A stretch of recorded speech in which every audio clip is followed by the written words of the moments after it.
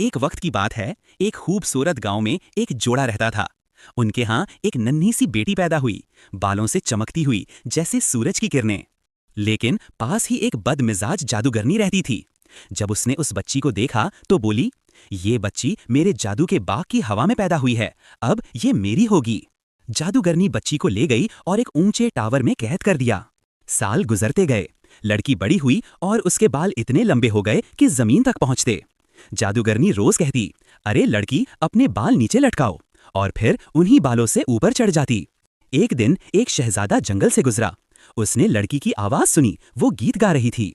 शहजादा छुपकर देखने लगा, और जब जादूगरनी चली गई तो बोला, अपने बाल नीचे लटकाओ। शहजादा ऊपर चढ़ाया। वो दोनों दोस्त बन गए। जादूगरनी को पता चला तो गुस्से से बोली, तुमने मुझे धोखा दिया। और उसने लड़की के बाल काट दिए और उसे जंगल में फेंक दिया। मगर मोहब्बत और हिम्मत कभी कैद नहीं रहती। शहजादे ने उसे ढूंढ निकाला और दोनों ने नया घर बनाया, आजादी, एतमाद और उम्मीद के साथ। सबक: किसी को कैद नहीं रखा जा सकता। सच्चा हौसला, अक्ल और मोहब्बत हमेशा रास्ता ढूंढ लेते हैं।